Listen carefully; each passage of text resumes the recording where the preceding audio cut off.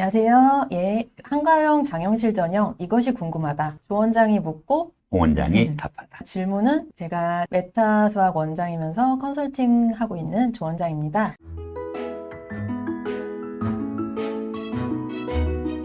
네, 저는 사피엔스 플러스 영과고 입시 컨설팅을 담당하고 있는 홍 원장입니다. 반갑습니다. 한가영 요새 굉장히 핫한 키워드잖아요. 네네. 그 한가영은 항상 이렇게 매니아층이 있는 것 같습니다. 장영실 전형이 처음 이제 생긴 지가 지금 몇 년 차죠? 지금 2년 2년 차입니다. 차, 그렇죠. 그래서 장영실 전형이 궁금하신 분들이 굉장히 많은데 장영실 전형은 그 앞으로 다른 영재학교 쪽으로도 전국적으로 확대가 될 것인지 네. 한과영 장영실 전형 제1문. 장영실 전형이 영재학교 표준 전형으로서 전체 영재학교로 확대될 것인가? 제가 작년에 네. 장영실 전형 어쨌든 네. 나름대로 좀 정리해가지고 유튜브에 한번 쫙 그쵸. 뿌렸어요. 그때, 네, 봤습니다. 좀 너무 많이 뿌렸어요. 아, 너무 정보가 많이 나왔어요. 네. 그래서 뭐 다 알고 계시더라고 이제는. 그런데 이제 장영실 전형이 과연 다른 영재학교, 즉 영재학교를 대표하는 게 한과영이니까 네. 뭐 서과영은 뭐 자존심이 있으니까 또 그렇다 치더라도 다른 과학 영재학교들이 이 장영실 전형을 하나의 표준으로 해서 여기가 이제 추천 전형이거든요. 네네. 추천 전형인데 관찰 추천이라 그래가지고 다른 일반 전형은 지원자가 지원을 하는 것이 주도적이지만은 이것은 추천에 의해서 추천자가 주도적으로 입시를 이렇게 치른다는 점에서 약간 근본적인 것이 다르기 때문에 이 부분이 전국 영재학교로 이렇게 확산되지 않을까 하는 그런 예측들이 지금 많이 나오고 있는데 네. 일부는 맞고 일부는 아니에요. 그렇죠. 네. 그 과기부에서 최근에 2월에 발표한 네. 그 영재 그 육성 위한 그 전략 그 부분에 대해서는 네네네네. 근데 좀 궁금한 것들이 많은데 거기서 보면은 이제 수시로 입학을 하겠다. 네. 지금 당장은 아닌데 앞으로 그렇게 하겠다는 게 네. 장영실 전형이랑 어떻게 보면 약간 네네네네. 일맥상통하는 네. 부분이 딱 있죠. 두고 하는 말인 것 같아요. 예, 예. 그래서 보면은 어떤 입시가 조금씩 바뀔 때마다 그거를 해석하는 능력도 요새는 참 중요한 것 같아요. 네. 그래서 일단 칠문칠답 시작하면서 여기 더 네네. 심층적으로 한번 보죠. 일단은 표준화되어져 가는 그 과정에 있어서는 네. 사실은 좀 여러 가지 문제들이 있어요. 그쵸. 다른 영재학교들의 어떤 독립적인 네네. 성도 있고, 그리고 또 과연 영재학교 전형의 대표성이 있느냐, 네. 한과영이 했다라고 해서 이것을 기준으로 해서 우리가 판단을 해봐야 되는데 이번에 일단은 마감을 했거든요, 일정을. 네, 그쵸. 접수 마감을 했는데 몇 명이 지원했는지 공개를 안 해요. 한과영은 왜 항상 이렇게 미스테리하게 깜깜이. 한과영 자존심이 그리고 입시 일정도 막 고무줄이야, 막 자기네들 마음이야. 몇 달을 막 늘렸다가 줄였다가. 네네.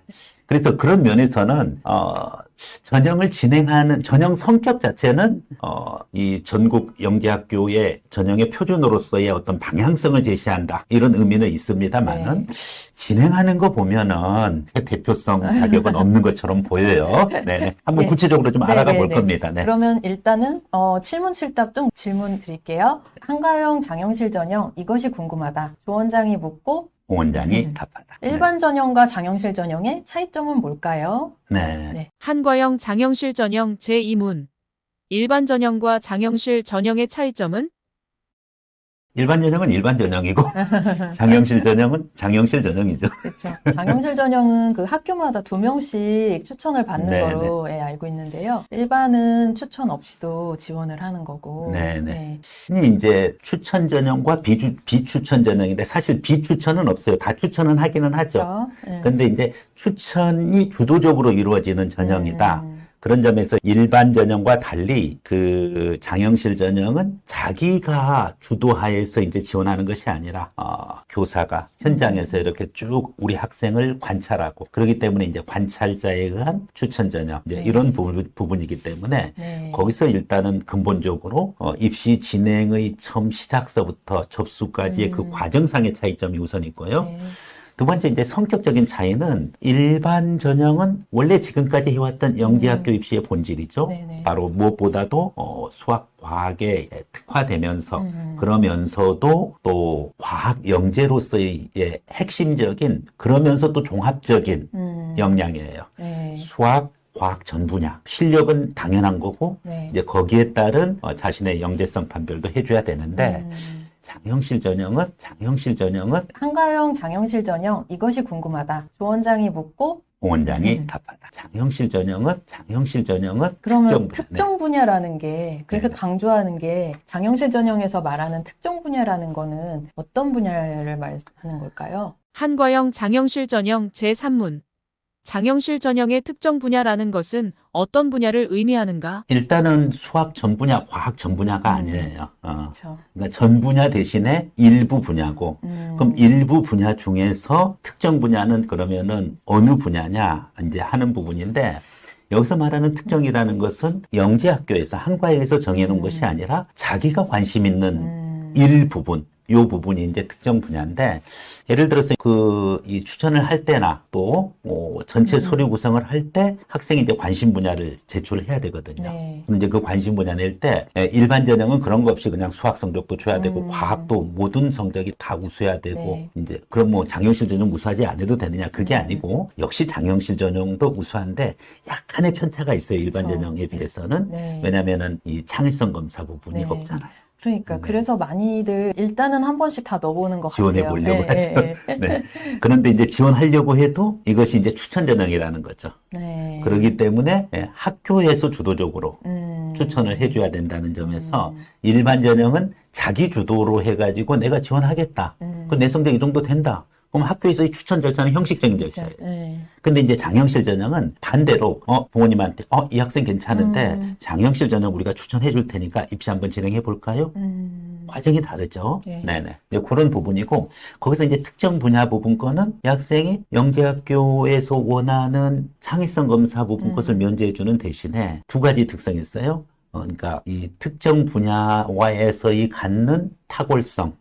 그런데 그것을 한순간에 그냥 만들면 안 돼요. 지속성이라는 키워드가 나오는데요. 네네. 지속성이라는 키워드가 나오는데요. 네네. 한가영 장영실 전형 이것이 궁금하다. 조원장이 묻고 원장이 답하다. 네. 지속적이라는 게 얼마나 지속해야 될까요? 한과영 장영실 전형 제3문.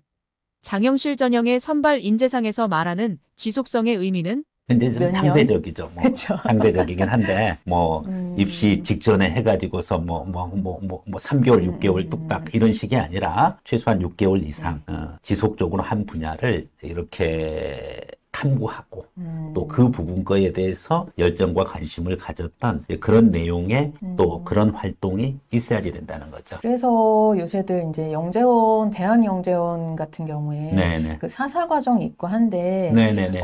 이제 초등 고학년 되면은 네. 그 서울대, 그 연대, 그 영재원으로 많이 선호를 하시잖아요. 네네네. 근데 이제 오히려 장영실 전형을 생각하면은 사사과정을 가는 게 더 낫지 않냐 그런 네, 전략들도 네, 네. 나오더라고요. 그렇죠. 이제 사사과정을 하면은 자기의 특정 분야가 일단 네, 생기잖아. 생기니까 네. 딱 그래서 할 이제 얘기가 생기고. 다만 이제 그런 영재원에서 해주는 그 활동은 제출할 수는 없어요. 네, 그렇죠. 그러기 때문에 이제 그걸 참고로 해서 자기가 그것을 학교 내에서 또 심화해서 그렇죠. 예. 또 심화 연구하고 탐구해가지고 자기의 결실물을 가져가는 쪽으로 그렇게 진행을 하면은 사사 과정이 도움이 되는 건 사실입니다. 네. 예전에 제가 네네. 이제 지도했던 학생 중에는 좀 독특한 학생이 있었어요. 이 특정 분야에서. 어디를 특정했나요? 네, 요겁니다, 바로. 아, 키보드. 네. 일반 키보드인데, 어머님이 또 네. 어린 학생이 흉터 너무 하고, 팔목 아프다 그러니까 이것을 어떻게 개량할까. 그렇게 했는데 이것을 무려 1년 반 동안 연구를 했어요. 그래서 온갖 키보드 확인하고 그래서 이렇게 잡더라고요. 이렇게 원통형 키보드.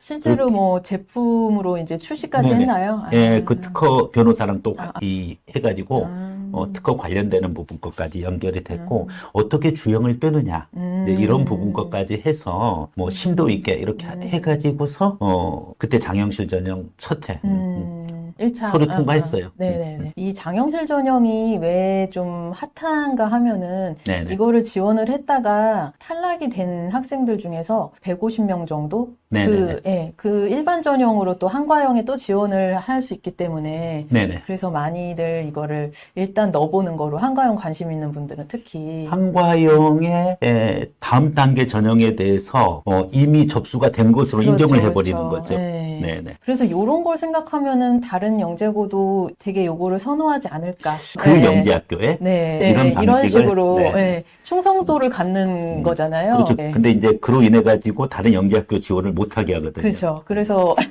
전략을 잘 짠 것 같습니다. 네네네. 한가형 장영실 전형 이것이 궁금하다. 조원장이 묻고 원장이 답하다. 그럼 장영실 전형을 넣었을 때 그 다른 학교 중복 지원 가능할까요, 원장님? 한과형 장영실 전형 제5문. 한과형 장영실 전형을 지원하면 다른 영재학교 지원 못하나요? 그러니까 이제 그게 지금 문제인 거죠. 예를 들어서 내부에서 내가 장영실 전형을 먼저 이제 추천을 받잖아요. 네. 먼저 추천을 받아가지고 입시가 진행되고 만약에 안 됐다. 그랬는데 어느 일정 범위 내에 이렇게 들어가면은 일반 전형 자격과 1차 기준으로 자격을 부여를 해주잖아요. 그럼 다른 곳은 지원할 수가 없게 되겠네요. 그죠? 수시 그러니까 납치 같이. 이미 벌써 장영실 전형 지원했죠. 네. 일반 전형 혜택까지 이제 네. 주고 있으니까 차단하는 거죠. 네. 그러니까 한가형을 생각했던 친구들 같은 경우에는 2번 지원할 수 있으니까 네네네. 좋은 기회긴 하고, 근데 다른 영재고를 생각했던 학생들 같은 경우는 뭐 또 굳이 또 장영실 전형을 생각하면서 갑자기 또 만들려고 그렇게 할 네네네네. 필요는 없고, 진짜 그 아이 성향이 원래 조금 덕후성이 있고 특정 분야에 관심이 있으면은 괜히 좋을 것 같아요. 그렇죠. 네. 그러니까 어떤 질문이 이런 게 있어요. 네. 우리 학생이 지금 수학과학에서는 조금 부족하다. 네. 그런데 장영실 전형으로 해서 특정 분야를 측정적으로 하면 안 되냐? 네네. 그거 안 됩니다. 네. 일반적으로 교과가 성적이 일반 전형이랑 큰 차이가 없어요. 약간 네. 부족한 그러니까요. 상태예요. 네. 거기서 이제 그 벽을 넘지 힘드니까 거기서 자신만의 특정 분야에서 네. 탁월성과 지속성을 가지고 그렇게 해서 준비해야 됩니다. 결국은 두 가지를 다 해야지 이게 된다는 거죠. 일반 교과는 사실은 되어 있어야 돼요. 그럼 어떤 경우냐? 전교 1, 2등 일반 전형 학생이 어느 정도 자기가 실력도 있고 뭐 좀 선행도 네네. 많이 되고 해가지고서 일반 전형 2단계에서 창의성 검사라든지 그 힘든 시험을 통과를 할 수 있는데 그런데 이 학생은 거기에 대한 자신이 없어요. 그렇지만은 그래도 그 학교에서는 전교 선호할 수, 손가락 네, 3개 네. 안에는 들어간다. 그래야 되는 거지. 넓지 않네요. 근데 물론 학교마다 다르죠. 그쵸. 학교마다 다른데 절대적 기준은 없는데 항상 오해하지 말아야 될 것이 장영실 전형은 특정 분야를 중요시하니까 딴거 일반 버린다. 교과 그러면 분야가 안 되죠. 뭐 대충 해도 절대 아닙니다. 그러면은, 그리고 네. 학교에서 추천을 안 해요. 그러니까 학교에서 2명을 받아야 되는데 네네. 그 경쟁 자체가 굉장히 치열할 거로 예상이 돼요. 네네네. 네. 한가형 장영실 전형 이것이 궁금하다. 조원장이 묻고 원장이 답하다. 그러면은 우리 아이가 만일에 장영실 전형 형이냐 일반 전형 형이냐 네네. 혹은 그건 앞에서 좀 설명해 주셨는데 그럼 과고형이냐 영재고형이냐 그거에 대해서는 또 차이가 좀 있을까요? 한과형 장영실 전형 제6문. 우리 아이는 장영실 전형 형이냐? 일반 전형 형이냐? 사실은 과고형, 영재고형 부분 것은 굳이 구별하고자 하면은 가능하겠지만은 대부분 큰 이제 의미는, 현실은 네. 영재고 영재고 지나가고 넣었다가 그다음에 다 안 되면 과고 과고 가는 넣는 거죠. 거니까. 그렇죠? 네. 근데 유형 중에서 어쨌든 이제 최상위권 학생들 중에서 네. 일반 전형이냐 장영실 전형이냐 네. 이 부분인데 여기에서는 특정 분야가 있으니까 장영실 전형이다 이렇게 하시면 안 되고요. 이 학생이 어느 정도 2단계 창의성 검사에서 경쟁력이 있다. 그러면 일반 전형이고 그렇지 않다. 그러면은 장영실 전형을 선택하는 것이 보다 더 현실적인 거고요. 네네. 그렇기 때문에 특정 분야에 대해서 지속성 탁월성을 확보해 가는 쪽으로 하는 것이 더 입시 현실과는 가까워요. 그렇네요. 한가형 장영실 전형 이것이 궁금하다. 조원장이 묻고 원장이 답하다. 그럼 장영실 전형 대비할 방법은 초등과정 중에는 어떻게 준비를 해야 되고 중학교 기간에는 어떻게 준비를 해야 될지 한번 말씀해 주세요. 한과형 장영실 전형 제7문. 장영실 전형 초등학교, 중학교 과정별 준비 방법은? 사실은 네. 이제 교과 부분 것은 원장님이 전문가니까 네. 제가 이 부분 거에 대해서 말씀드리긴 조금 그렇고 다만 이런 거 있어요. 특히 이제 특정 분야를 선택을 할 때 네. 학생이 초등학교 기간 때 관심사가 굉장히 중요해요. 아, 네. 그러면 이것은 또 독서 목록이랑 또 연결되어 있고요. 네네. 특히 이제 최근에는 뭐 수학이랑 뭐 그 물리화학, 생물 이쪽 분야보다는 정보 쪽 학생들이 아, 많아요. 그쵸. 네. 그러다 보니까 본인이 예를 들어서 뭐 기본적인 뭐 피지컬 컴퓨팅, 뭐 아두이노나 뭐 이런 부분 거 아니면 앱 개발 이거 너무 루틴하고 상투적이기 때문에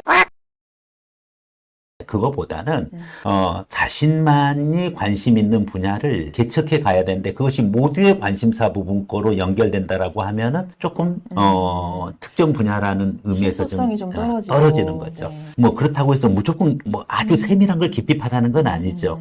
예를 들어서 뭐 인공지능이다. 그러면 인공지능은 범위가 넓으니까 네. 최근에 뭐 생성형 AI다. 그럼 생성형 AI 중에서 뭐 언어 모델이냐, 비언어 모델이냐.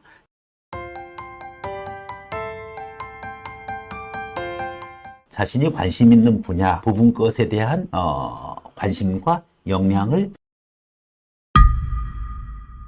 자신이 관심 있는 분야, 부분 것에 대한 관심과 역량을 일단은 초등학교 때는 그 분야에 대해서 발견, 관심을 갖다가 부여할 수 있는 그것을 찾아가는 게 가장 우선적인 것이고요. 네네. 활동 많이 안 해도 돼요, 사실은. 네네.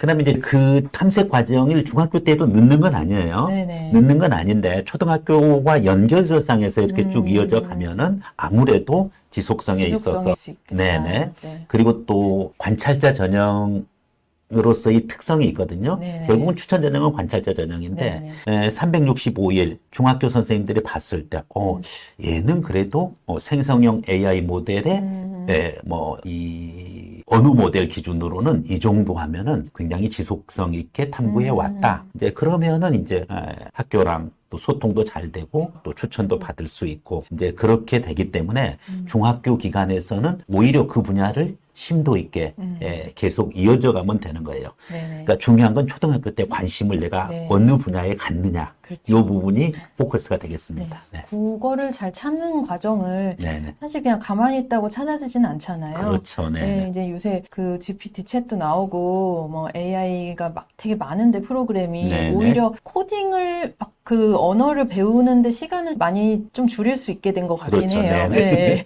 그런 점들은 있고.